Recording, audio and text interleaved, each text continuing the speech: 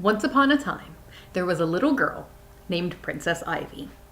And Princess Ivy loved to go play with her friends, Prince Isaac and Prince Alan, and her fairy godmother and fairy godfather at their castle.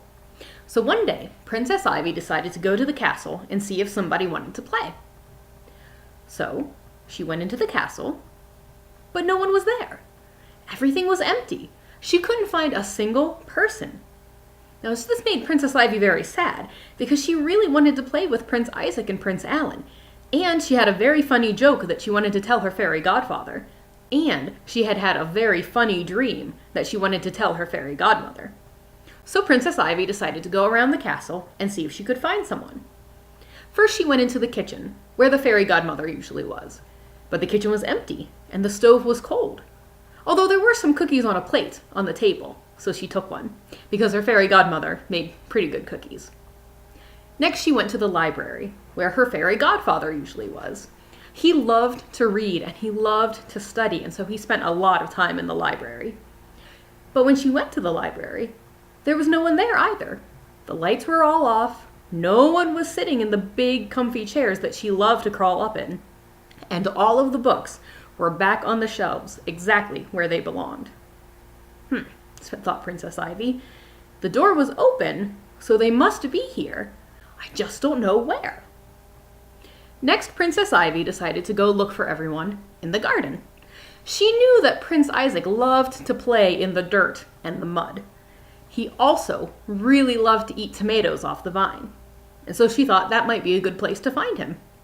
But when she went out in the garden, the sun was shining, the birds were singing, the garden looked great, but no one was out there either.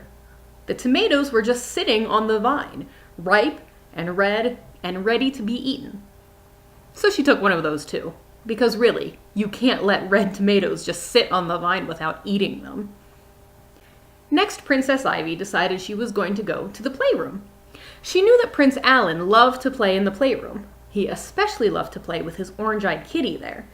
Orange-eyed kitty had a huge house in the playroom, and Prince Alan loved to make the mice and the other animals go visit Orange-eyed Kitty in his house. So she went up to the playroom. There was the house, and there was Orange-eyed Kitty sitting in his house, taking a nap, and the mice were there too, having a little party. But there weren't any people. Prince Alan wasn't in the playroom. Prince Isaac wasn't in the playroom. The fairy godmother and fairy godfather were certainly not in the playroom. By now, Princess Ivy was starting to get a little bit sad because she really wanted someone to play with. And she was starting to get a little bit angry, too. Because if they weren't at home, why didn't they just have the door closed? But the door had been open. She had been able to walk right in, so they had to be here somewhere. Why were they not coming out to play with her?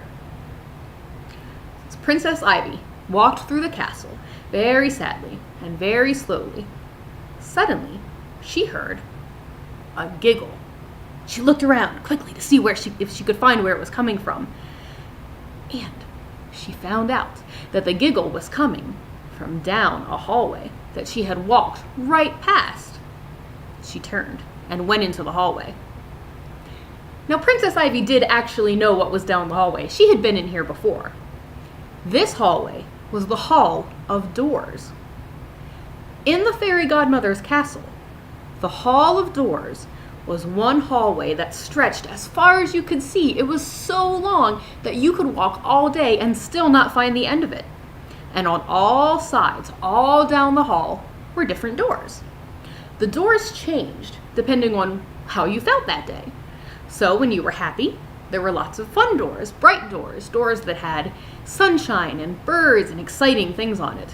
If you felt like adventure, there were doors that had dragons and ghosts and trolls and caves and swords and sailing ships and all sorts of exciting, adventurous things.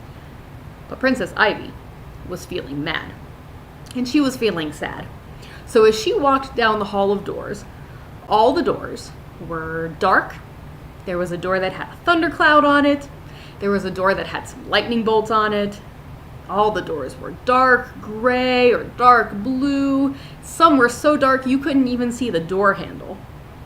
This made Princess Ivy even more sad because one of her very favorite doors to go into in the Hall of Doors was the door that led to Candyland. On that door, there were 2 candy canes, and the doorknob was in the shape of a cupcake. And when you went to Candyland, you could eat all of the candy that you ever wanted and still not feel sick. It was one of Princess Ivy, Prince Isaac, and Prince Alan's very favorite places to play. But that door didn't appear, because Candyland only comes when you're feeling happy, and like I said, Princess Ivy was feeling kind of angry and kind of sad. So she stormed down the hallway, and her face looked like a thundercloud because she was so mad. "I want someone to come play with me," she said. And then she heard the giggle again, and she spun around, and she saw a door that was not as dark as the other doors. Now this was odd because, like I said, she was not feeling happy, but one door was bright and happy. It had balloons on it. And it had a cake on it. And the doorknob looked like a silly face that was smiling at her. And then she heard the giggle again from inside the door. And then she noticed that the door was open, just a crack. Now, Princess Ivy was brave, and Princess Ivy was curious. And so Princess Ivy reached out and grabbed the doorknob that looked like a silly smiling face. And she pulled open the balloon door, and she walked inside. And what she saw through the door was a party. There was Prince Isaac, and there was Prince Alan, and there was her fairy godmother and her fairy godfather. "Surprise!" they all said. "Today isn't my birthday," said Princess Ivy, who kept track of that sort of thing. "No," said her fairy godmother, "but we thought it might be fun to have a party for you anyway." "Just because," said Prince Isaac. "Just because," agreed Prince Alan. "Well," said Princess Ivy, "just because is a really good reason to have a party. Well, what are we going to do for this party?" And the fairy godmother, and the fairy godfather, and Prince Isaac, and Prince Alan, and Princess Ivy went further into the party land, and they played games and ate cake and had the best party that they had ever had. And when Princess Ivy went home that night, she fell right asleep and had wonderful dreams of the nice day that she had had with her friends at their castle. The end.